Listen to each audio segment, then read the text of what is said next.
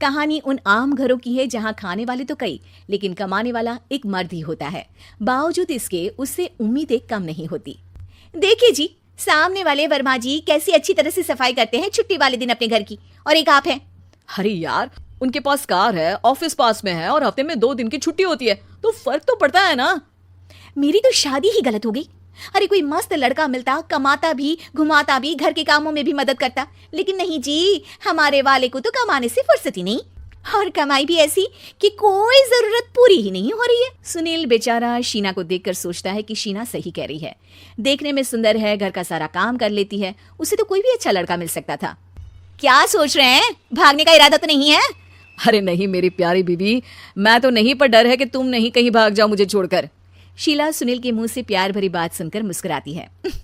आप भी ना।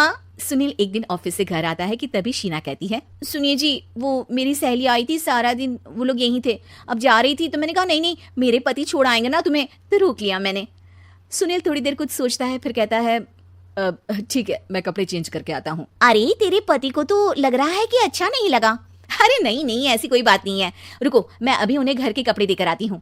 शीना अंदर जाती है जहां सुनील पलंग पर लेटा होता है। अरे क्या मजाक है, वो कह रही है कि आपने मुंह बना लिया। सही तो कह रही है, सुबह से अब ऑफिस से लौटा हूँ, एक कप चाय का तो पूछा नहीं, 20 किलोमीटर जाओ और आओ, और फिर कल उसी टाइम पर ऑफिस। अरे यार, मुझे गाड़ी चलानी आती ना तो बोलती भी नहीं आपको, और कौन सा रिक्शा खींच कर जाना है आपको। सुनील अब क्या बोलता। रात देर से आता है और सो जाता है। अगले दिन शरीर दर्द हो रहा है। अरे तो मत जाओ ना ऑफिस, चलते हैं ना मार्केट घूमने, फिर पिक्चर देखेंगे और रात में खाना खाकर घर वापस।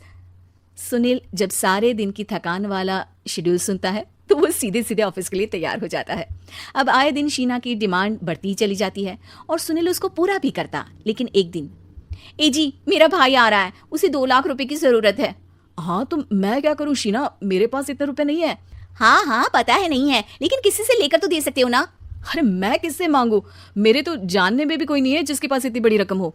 तभी वहां शीना का भाई शीनू आ जाता है। जीजा जी कैसे हैं आप? अब मैं ठीक हूँ शीनू, अचानक इतनी बड़ी रकम की जरूरत कैसे पड़ गई?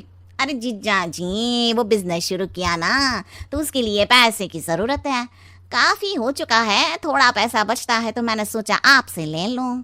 अब देखो, मेरे ऑफिस में कुछ लोग हैं जिनकी सेविंग अच्छी है, मैं उन लोगों से बात करके देखता हूँ। सुनील ऑफिस से किसी से पैसे लेकर शीना को दे देता है। शीना वो पैसा भाई को दे देती है। 2 महीने बाद, अरे यार शीना, वो ऑफिस वाला आदमी अपने पैसे मांग रहा है, कैसे दूं? अपने भाई से बोलो ना पैसे दे दे। अरे हाँ हाँ दे देगा, कहाँ भागा जा रहा है, आप उनको बोल दो कि दे देंगे। थोड़े दिन बाद, शीना, वो आदमी मुझसे आज भी पैसे मांग रहा था यार, मैं तंग आ गया हूँ, ऑफिस जाते ही सामने उसका चेहरा दिखता है, क्या बोलूं, बार बार पैसे मांगता है। अच्छा मैं शीनू को फोन लगाती हूँ, बात करके देखती हूँ। शीना भाई को फोन करती है लेकिन वो फोन उठाता ही नहीं। लगता है भाई कहीं ऐसी जगह है जहाँ नेटवर्क की समस्या होगी। सुनील अगले दिन दोपहर को ही घर आ जाता है। उसका चेहरा उतरा और परेशान सा होता है, वो रोने लगता है। अरे क्या हुआ जी, आप इतना परेशान क्यों हैं, सब ठीक तो है ना? अरे नहीं शीना, कुछ ठीक नहीं है, मैं ठीक नहीं हूँ। तुम्हारे भाई के लिए मैंने जो पैसे लिए थे, उस आदमी ने आज भरे ऑफिस में सबके सामने मेरी बेइज्जती कर दी।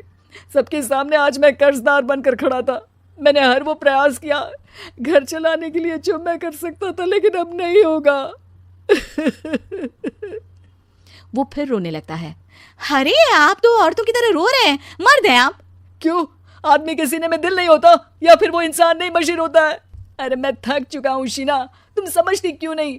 मैं भी शारीरिक और मानसिक रूप से थकता हूँ, मैं भी आराम करना चाहता हूँ, सुकून चाहता हूँ। मैं अब कुछ नहीं कर सकता, कुछ नहीं। वो बैठ जाता है। शीना पति को हैरान परेशान देखकर चुप हो जाती है। अगले दिन, सुनिए ये लीजिए 2 लाख रुपये, उस आदमी को दे दीजिए और बोल दीजिए कि आज के बाद किसी को पैसे के लिए बेइज्जत ना करे। सुनील पैसे देखकर राहत की सांस लेता है।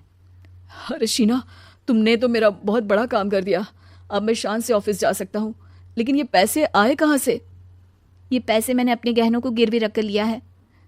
तुम ठीक रहो, निश्चिंत रहो, मैं बस यही चाहती हूँ। मुझे माफ करना, पर अब मैं समझ चुकी हूँ कि मर्द को भी दर्द होता है।